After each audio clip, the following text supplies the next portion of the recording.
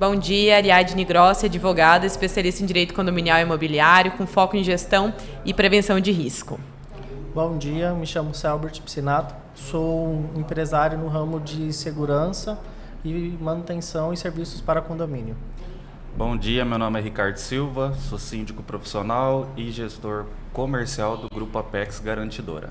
Bom dia, meu nome é Franco Amorim, sou engenheiro, eletricista, empresário, atuo na área de energia solar, soluções de sistemas solares, como casas, apartamentos, residências, né? Também trabalho no segmento de internet, tanto com TV como telefonia fixa e tudo mais, na parte de atendimento à última milha, ao cliente final. Bacana, bem misto. Vamos falar agora um pouquinho aqui sobre carro elétrico carregando no condomínio. Quem paga a conta e quando acontece um acidente? Acho que é uma questão bem atual e bem recente aí que está todo mundo vivenciando aí dentro dos condomínios. Então, essa pauta é uma pauta muito importante, a gente tá atento, que é alguma coisa que vem se alavancando muito nos últimos dias, né? Nos últimos tempos. Hoje o crescimento exponencial de carros elétricos rodando é muito grande e a tendência é que isso aí se permaneça numa crescente rápida nos próximos anos. E essa solução ela traz um problema também, ou seja, se eu tenho um carro elétrico eu quero carregar esse carro elétrico. E no início, quando começou os carros elétricos, principalmente nos condomínios verticais, era simples, a pessoa ia lá, colocava um ponto de energia e começava a fazer o seu abastecimento, trazia a sua energia do seu relógio e tudo bem. Só que o carregamento do carro elétrico, ele consome uma energia muito grande. E diante dessas particularidades, dessas necessidades, entrou algumas proibições que estão entrando aí em viés aí bem forte no Brasil. Franco, acho que um pouco, já te cortando, acho que não é uma dúvida minha, acho que de todo mundo que mora em condomínio, em relação principalmente ao carro elétrico dentro da garagem, é a questão da segurança. Porque, por exemplo, a gente tem visto aqui, a gente vê vários vídeos na internet, dos carros elétricos dá curto, pega fogo, e por ser uma bateria que não apaga, o bombeiro recomenda que deixe ela se extinguir até o final da bateria. Como que a gente poderia tratar isso de uma forma segura dentro de um condomínio, por exemplo? Principalmente o condomínio horizontal, que são as garagens no subsolo. O que hoje, com norma de segurança, a gente poderia indicar para esse tipo de condomínio? Então, começando no condomínio verticais, né? Os condomínios verticais, ele tem um problema sério, como você disse, ou seja, as garagens nos subsolos. Então, essa situação de subsolo já tem uma proibição do CREA em não permitir ligações de pontos de abastecimento de carro elétrico no subsolo. Por quê? Se provocar um acidente, ocasiona uma dificuldade muito grande em apagar esse incêndio. Então, está causando tragédias aí em vários locais. Então, começou-se uma proibição até do próprio CREA. Tanto é que muitas pessoas hoje compraram um carro elétrico e chegam no condomínio e falam: eu quero colocar um ponto de abastecimento meu. Não pode. Tá? Porque um carro elétrico, para você ter uma ideia, um ponto de abastecimento de um carro elétrico pequeno, de um carro normal, esses BYD, Haval, esses pequenos, você coloca uma tomada na sua casa e coloca aquele aparelhinho lá do lado. Ali ele consome quase 32 amperes. Se você pega um posto de abastecimento de carga rápida, que daqui a pouco está vindo, ele consome quase 100 amperes. É uma energia de uma casa trifásica.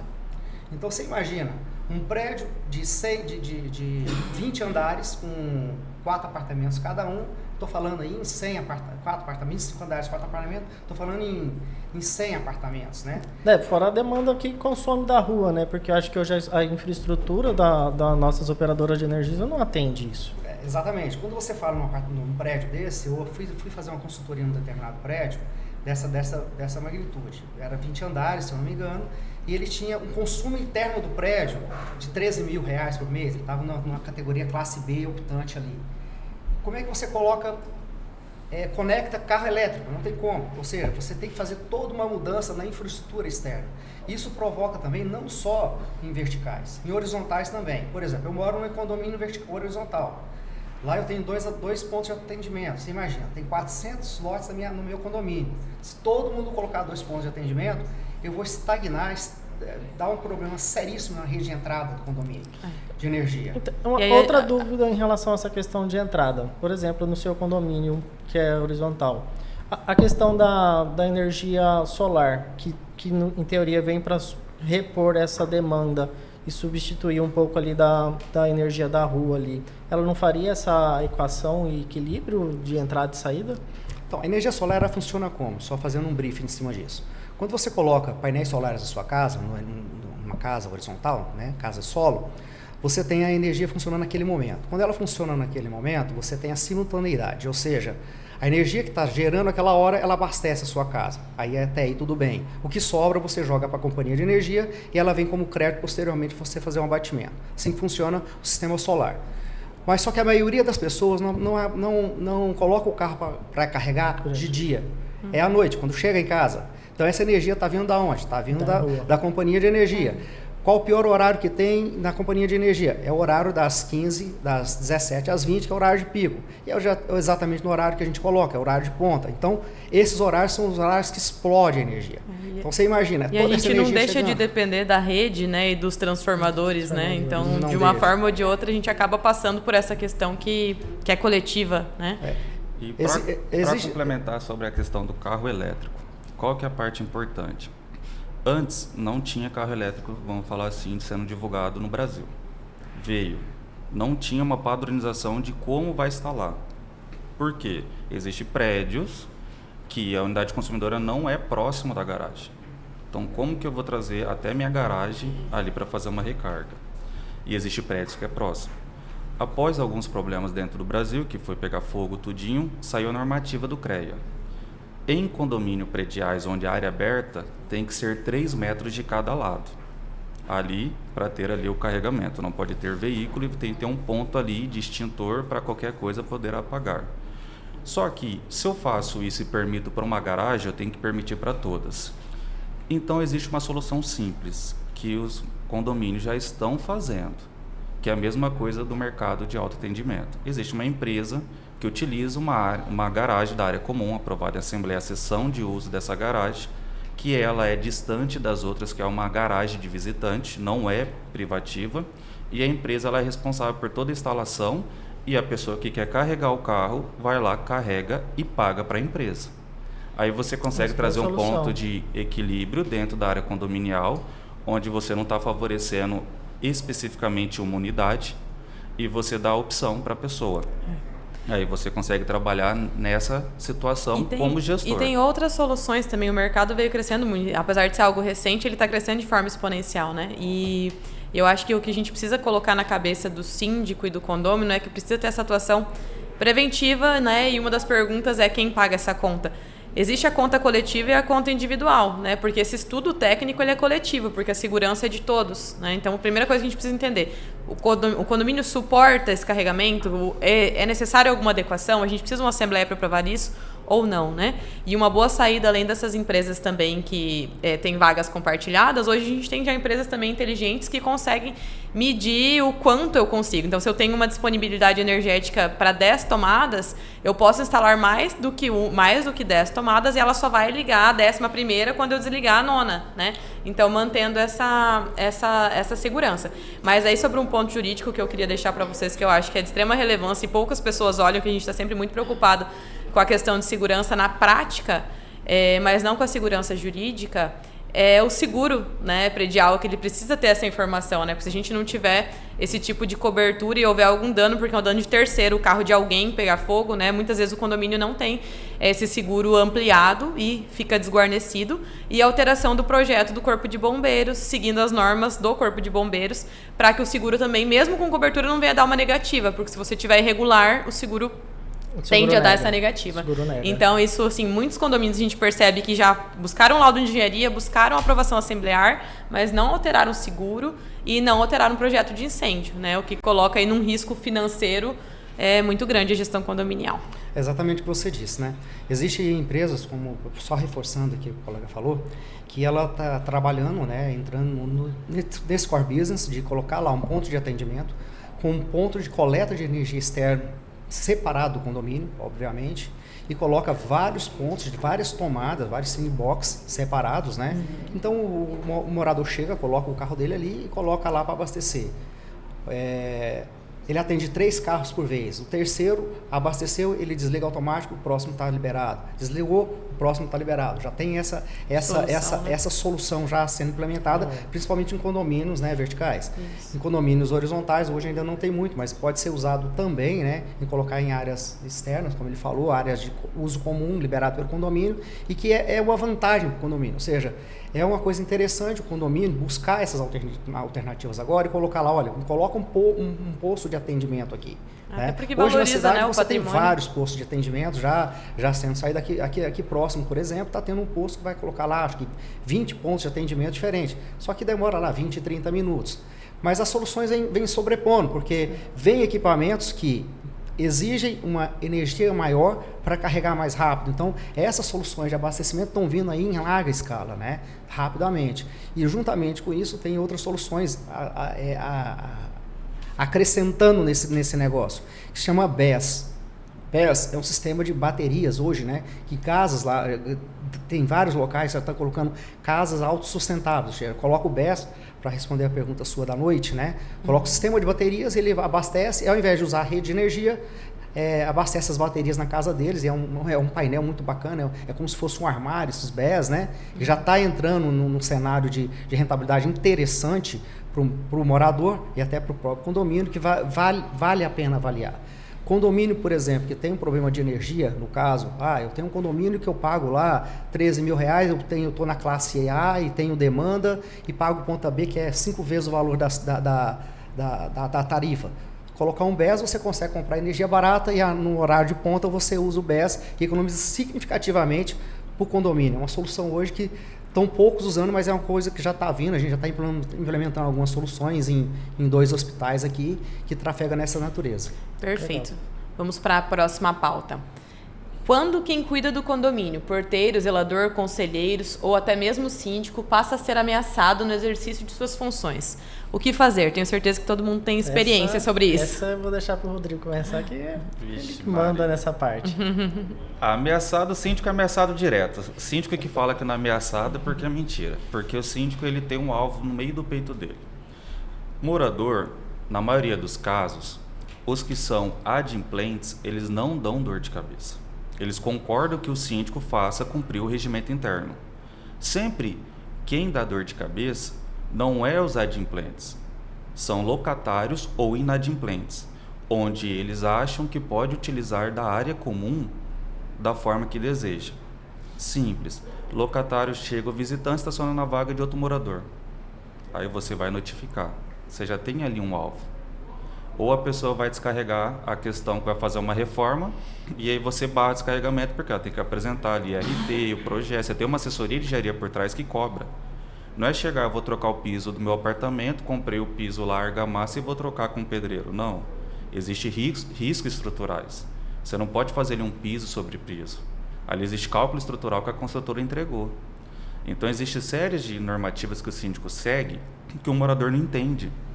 O morador acredita que ele está fazendo isso porque ele quer barrar, quer embirra, quer ter inveja, e não é.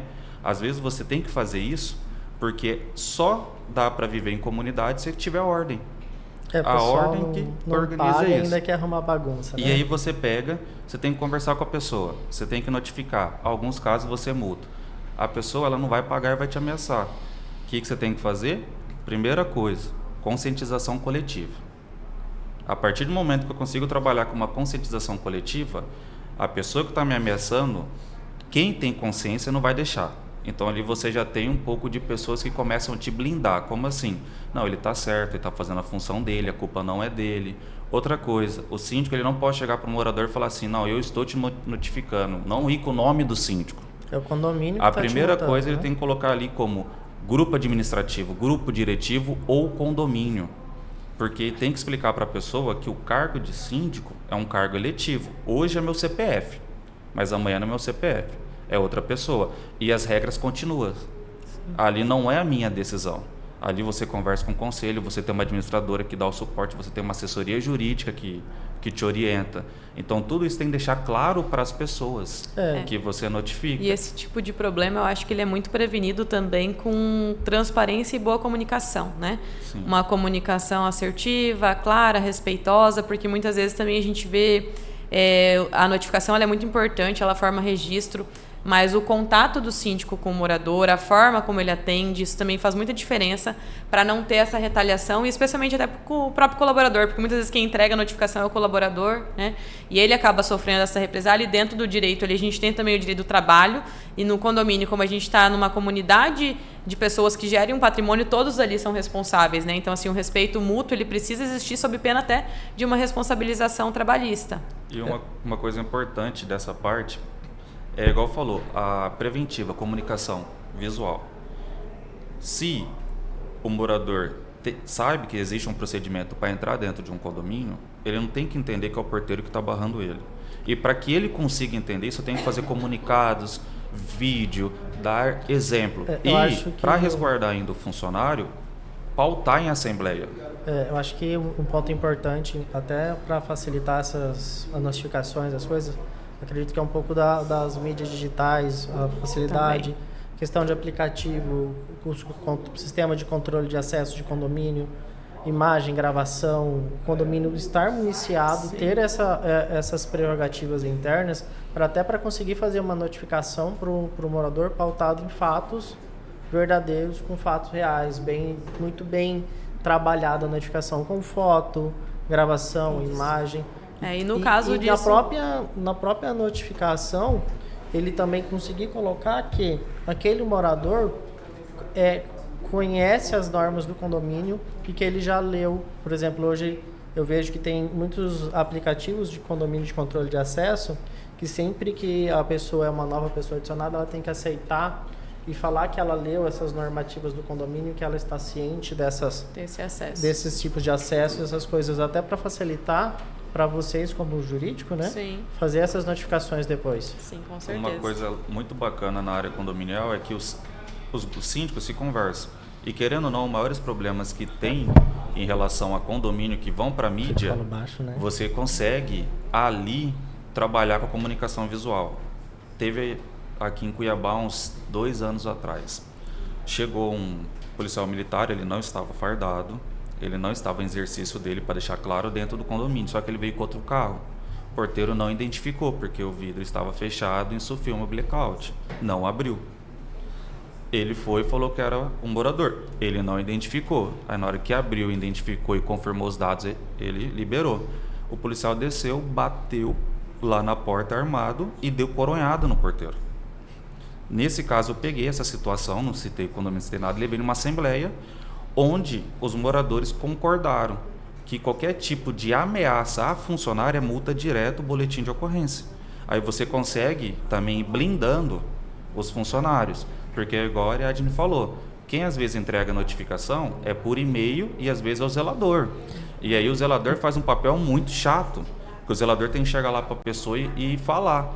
E às vezes a comunicação ali, da notificação, ela não está clara, só está assim, multa por infração, artigo tal. Não está explicando o porquê, como, que deveria ter sido feito, e nem que o morador ele tem um prazo para recorrer se ele não tem isso tudo é critério básico. Sem isso a gente anula uma notificação, né? A gente precisa ter data da ocorrência, horário e direito de defesa. Igual eu comentei, falei antes ali, coloquei ali. Se não, o condomínio tem que estar muito bem pautado dessas informações para conseguir fazer uma notificação. Não tem como que a gente vai notificar se o condomínio não tiver a prova? Sem prova não existe crime. Como que a gente vai aplicar uma multa? Vocês precisam ter o mínimo de indício, né? Acho legal essa questão, assim, igual você falou, Rodrigo, do contexto do morador se identificar, principalmente na entrada. Eu já peguei casos de morador que não se identificou, que ficou para fora. A portaria não autorizou. E foi lá com o advogado e falou, mas você não se autorizou, não se identificou, não tem cadastro, então... Tudo isso se resume no seguir os procedimentos, né, que a gente falou agora há pouco. Pessoal, obrigada. Concluímos essas 2 pautas.